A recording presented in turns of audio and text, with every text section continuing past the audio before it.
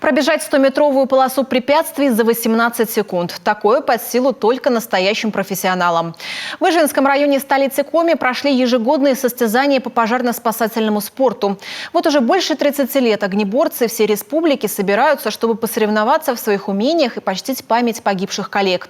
С места проведения передает Ксения Наговонская.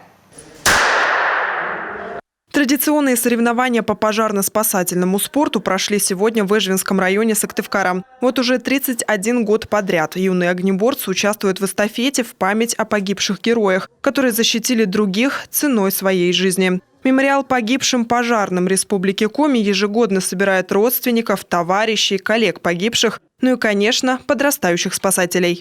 На данные соревнования собрались все виды пожарной охраны, которые представлены на территории Республики Коми.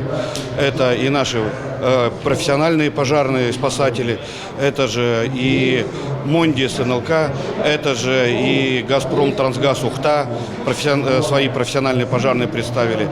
Это же наши и юные пожарные, наши команды, которые являются первой среди команд Северо-Западного федерального округа. На соревнования, как правило, приглашаем родственников, семьи погибших товарищей, и они отзываются очень хорошо, прибывают, дают напутственные слова спортсмены. Спортсмены проникаются и показывают хороший результат.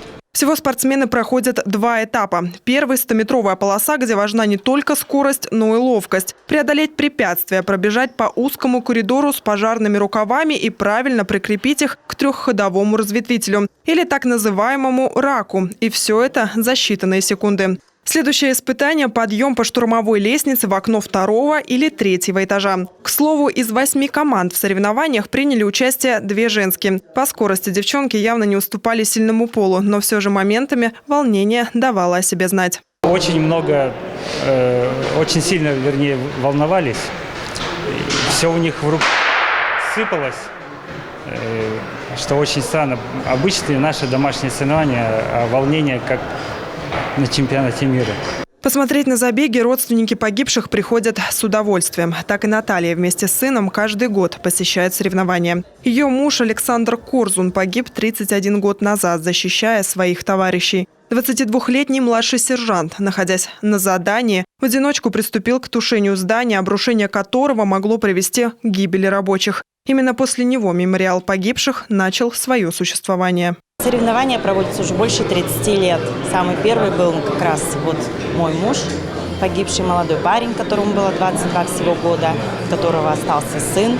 И эти соревнования очень, конечно, помогали нам в жизни прожить вот этот длинный путь, потому что либо я, либо уже подросший сын, либо вот родственники, которые еще остались, всегда посещаем это мероприятие.